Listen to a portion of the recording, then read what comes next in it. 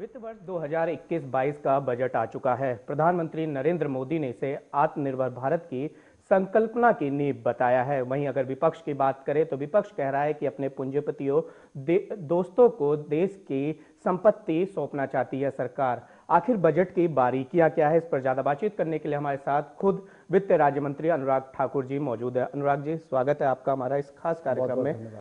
सबसे पहला सवाल, अगर मैं कहूं कि अनुराग ठाकुर आम लोगों को समझाएं कि ये बजट उनके लिए कैसे फायदेमंद है, तो अपने शब्दों में आप इसको बताइए।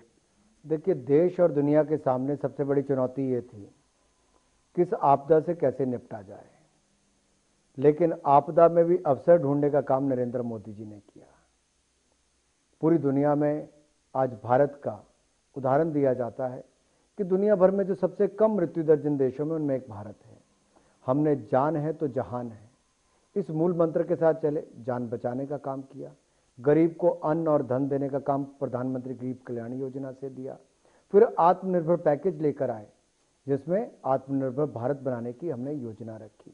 उसमें बैंकिंग क्षेत्र से लोगों को लाभ दिए, सरकार ने अपनी ओर से मदद करने का काम किया। और इसका बड़ा असर ये देखने को मिला कि पिछले 4 महीनों में जीएसटी की कलेक्शन 1 लाख करोड़ से ज़्यादा है। जनवरी महीने में लगभग 1,20,000 करोड़ हुई। अब हमारे सामने चुनौती सबसे बड़ी ये थी, आखिर इस बजट में क्या हो। और आपने बिल्कुल ठीक पूछा कि इस बजट में क्या। बजट में सबसे बड़ी चिंता थी कि अगर सरकार ने पिछले साल 12 लाख करोड़ का कर्जा लिया, तो इस साल क्या कर्जा लेके क्या करना चाहिए और फिस्कल डेफिसिट कितना जाए। मोदी जी ने स्पष्ट तौर पर कहा, प्रधानमंत्री जी ने कहा कि गरीब जनता पर, आम आदमी पर कोई कर का नया बोझ नहीं पड़ना चाहिए।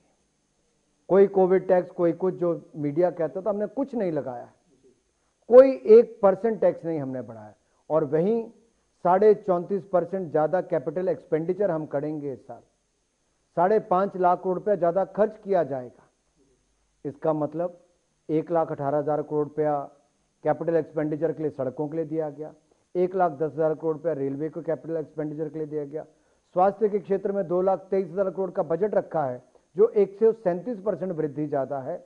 और इसमें जो नई योजना शुरू करने जा रहे हैं, कोविड वैक्सीन 35,000 करोड़ रुपया हमने इसके लिए दिया है। और वहीं पर प्रधानमंत्री आत्मनिर्भर स्वस्थ भारत योजना 64,180 करोड़ रुपया उस पर खर्च करेंगे। जल जीवन मिशन 50,000 करोड़ खर्च करेंगे। वहीं पर गरीब को मनरेगा की दिहाड़ी मिले तो 73,000 करोड़ रुपया उसके लिए बजट रखा। पीएम किसान में 65,000 करोड़ रुपया किसानों को देने के लिए रखा। तो गरीब के लिए, सबके लिए भी काम किया। अनुसूचित जाति जनजाति के लिए 51.65% ज्यादा वृद्धि की है, यानी कि 85,000 करोड़ से बढ़कर इस बजट को 1.25 लाख करोड़ रुपए से ज्यादा का किया गया। और सामाजिक न्याय के जो मंत्रालय है, सोशल जस्टिस एंड एम्पावरमेंट मंत्रालय, 28% की वृद्धि हमने उस पर की। तो जहां एक और गरीब का ध्यान रखा, समाज के अलग अलग वर्गों का ध्यान रखा, वहीं पर कैपिटल एक्सपेंडिचर किया है ताकि ज्यादा सड़कें बने, रेलवे लाइन बने, 20,000 बसें खरीदी जाएं, उस दिशा में बढ़े।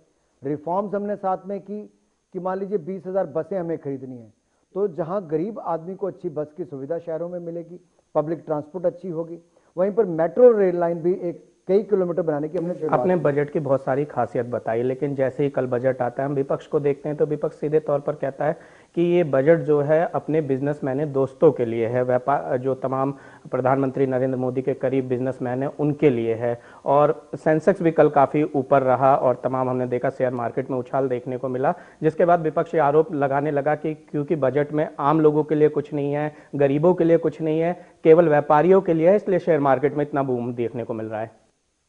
कुछ तो विपक्ष कहेगा, विपक्ष का काम है कहना। और इसलिए मैं कह रहा हूं,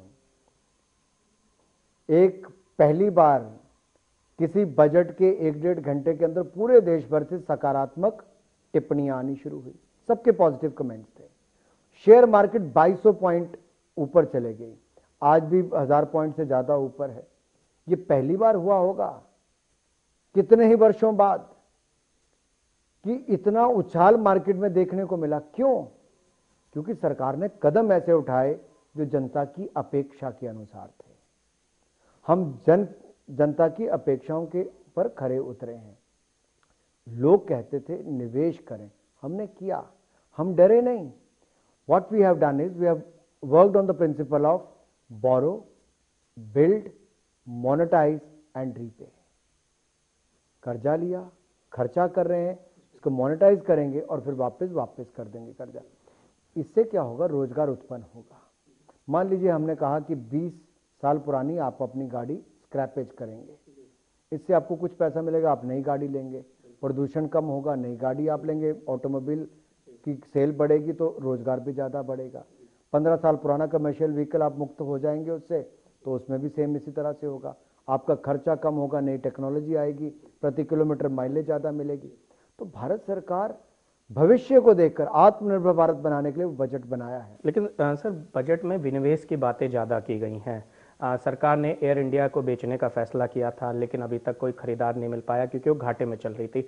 ऐसे में तमाम जो सरकारी कंपनियां हैं जो घाटे में चल रही हैं, उनमें विनिवेश लाना कितनी बड़ी चुनौती होगा, और जो आपकी ऑलरेडी फायदे में कंपनियां हैं, अगर उनमें कोई प्राइवेट आता है आपके साथ पार्टनर बन के या उसको खरीदता है, तो आपको नहीं लगता है कि सरकार पर दोहरा बोझ पड़ सकता है? नहीं, देखिए, आपके ही प्रश्न में विपक्ष के लिए उत्तर था. एयर इंडिया घाटे में चल रही है. जो जनता टैक्स देती है उसका पैसा हमें हज़ारों करोड़ रुपया एयर इंडिया में डालना पड़ता है ताकि वहाँ पे उनको सैलरी दी जा सके. तो मैं आपके चैनल के माध्यम से आपके दर्शकों से पूछना चाहता हूँ, क्या उनका टैक्स का पैसा केवल कुछ कंपनियों को चलाने के लिए खर्च कर दिया जाए, या आम जनता को सड़क, शिक्षा, स्वास्थ्य, पानी और मूलभूत सुविधाएं देने के लिए किया जाए? अगर हम 1 करोड़ महिलाओं को गैस सिलेंडर देने जा रहे हैं, जैसा पहले 8 करोड़ महिलाओं को उज्ज्वला योजना में दिया, हम गांव-गांव तक बिजली पहले पहुंचाई, अब उसमें और सुदृढ़ीकरण करने जा रहे हैं, तो वो करना चाहिए. हमें घर घर पानी देना चाहिए कि एयर इंडिया की सैलरी पे करनी चाहिए. धंधा तो कोई और भी कर सकता है, व्यापार करना किसी और का काम है, सरकार का काम फैसिलिटेट करना है. आज हमें ज़्यादा प्लेयर चाहिए. एविएशन सेक्टर में बड़ा देश है, कोई हमसे अच्छा चला सकता है, वो चलाए, सरकार बेच देगी इस साल. इसीलिए खरीदार नहीं आए क्योंकि घाटे में थी. बीपीसीएल को हम बेचने जा रहे हैं, कॉनकोर को हम बेचने जा रहे हैं. ऐसी 34 कंपनियां शॉर्टलिस्ट की हैं, और भी स्ट्रैटेजिक, नॉन स्ट्रैटेजिक सेक्टर हमने चिन्हित किए हैं, किसको बेचना किसको नहीं बेचना. और इससे बड़ा स्पष्ट हो जाएगा क्या बिकने वाला है, कौन खरीदने वाला है. लेकिन कुल मिलाकर जो खरीदेगा वो उसमें और निवेश करेगा और रोजगार देगा, और इससे देश को टैक्स में भी कमाई होगी, सरकार को अपना पैसा नहीं डालना पड़ेगा और ज़्यादा लोगों को रोजगार भी मिल पाएगा. ये विन विन सिचुएशन है भारत के लिए और भारतीयों के लिए. विपक्ष के लोग जब सत्ता में थे, इन्होंने भी प्रयास किया, ये केवल 22,000 करोड़ रुपया डिसइन्वेस्टमेंट से ला पाए, हमने 1 लाख करोड़ से ज्यादा तब भी ले आए थे. ये अंतर है. हमने इनसे बेहतर करने का काम किया.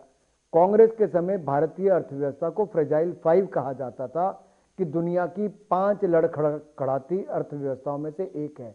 लेकिन नरेंद्र मोदी जी ने उसी अर्थव्यवस्था को 5 साल 7.5% से ज्यादा विकास दर दी, और आज हम दुनिया की 6वें नंबर की अर्थव्यवस्था बन गए हैं. ये नरेंद्र मोदी जी ने. एक सवाल और है, विपक्ष ने भी आरोप लगाया है और मेरा खुद का भी ये सवाल है कि तीनों कृषि कानूनों को लेकर किसान लगातार दिल्ली के सभी बॉर्डर्स पर, लगभग सभी बॉर्डर्स पर धरने दे रहे हैं. दूसरी तरफ आपने कृषि क्षेत्र के बजट को कम कर दिया है. ऐसे में आपको लगता है कि किसान आपकी तरफ काफ़ी उम्मीदों से देख रहे हैं, और प्रधानमंत्री ने जब से प्रधानमंत्री किसान सम्मान निधि योजना चलाई थी उसके बाद किसानों का एक समय सरकार पर काफ़ी भरोसा था, लेकिन अभी वो भरोसा टूटता हुआ दिख रहा है. एक बात तो मैं स्पष्ट कर दूं, कांग्रेस के समय का बजट देख लें और हमारे समय का बजट देख लें. कृषि के क्षेत्र में कई गुना ज्यादा, अगर वो 14,000 करोड़ खर्च करते होंगे, हम 1.25 लाख करोड़ से ऊपर खर्च करते होंगे. हमने बजट कम नहीं किया. जितना कांग्रेस ने 55 साल राज करके एक बार कर्जा माफ किया तो 50,000 करोड़ दिया, हमने 1,10,000 करोड़ किसानों को पीएम किसान सम्मान निधि के माध्यम से ही दे दिया है. इस साल 65,000 करोड़ का और प्रावधान किया पीएम किसान सम्मान निधि में. हमने प्रधानमंत्री फसल बीमा योजना लेकर आए, किसानों को 70,000 करोड़ रुपए का मुआवजा मोदी सरकार के समय मिला. स्वामीनाथन कमेटी की रिपोर्ट को लागू हमने किया. लागत प्लस 50% मुनाफा किसान को दिया तो हमारी सरकार ने देने का काम किया. यही नहीं, एमएसपी खरीद पर जितना कांग्रेस ने पैसा खर्च किया, जो न्यूनतम समर्थन मूल्य हम कहते हैं, मिनिमम सपोर्ट प्राइस किसान के लिए, वो भी जो कांग्रेस ने खर्च किया उससे 2.5 गुना ज्यादा हमने खर्च किया. 8 लाख करोड़ रुपया मोदी सरकार ने किसानों से खरीद के लिए पैसा खर्च किया. और गेहूं धान के हमने 43% ज़्यादा दाम किए, दलहन तिलहन के हमने 65-70% ज़्यादा दाम किए, गेहूं हमने 73% ज़्यादा खरीदा तो धान हमने 114% ज़्यादा खरीदा। हमने क्वांटिटी भी ज़्यादा खरीदी और प्राइस भी उनको बेहतर दिया है। हमने इसके अलावा किसानों को सिंचाई योजना के माध्यम से खेतों में पानी पहुंचाया, बीज भी दिए, खाद भी दिया। और एपीएमसी जो कहते हैं कि मंडी बंद कर देंगे, हम मंडी बंद नहीं कर रहे। मंडी चलाना और बंद करना राज्य की सरकारों का काम है। हम मंडियों का सुदृढ़ीकरण करने जा रहे हैं। कैसे? हम मंडी के लिए 1000 मंडियों को हमने पिछले साल जोड़ा ई नाम से, 1000 मंडियों को हम इस साल ई नाम से जोड़ने जा रहे हैं। यानी कि किसान जम्मू का भी होगा, कश्मीर का भी होगा, तो कन्याकुमारी में भी और जामनगर में यही भी। सवाल मेरा है, जम्मू कश्मीर के लिए आपके पिटारे में क्या है? क्योंकि वित्त मंत्री ने पूरी तरीके से सामने चीजें नहीं रखी और चूंकि आप चुनाव में प्रभारी भी थे तो लोगों को आपसे बहुत ज्यादा उम्मीद है जम्मू कश्मीर के। देखिए, जहां एक और ले के लिए हमने सेंट्रल यूनिवर्सिटी देने की घोषणा की है, वहीं पर जम्मू कश्मीर के लिए लगभग 1,34,000 करोड़ रुपए का बजट हमने इसमें प्रावधान किया है। और अब सीधा केंद्र सरकार की ओर से जा रहा है, तो जितना पैसा जाएगा वो जम्मू कश्मीर की जनता के ऊपर खर्च भी होगा। ये सुनिश्चित हम करेंगे। जहां पहले सिस्टम खा लेता था, अब सिस्टम में से खाने का काम नहीं किया जाएगा।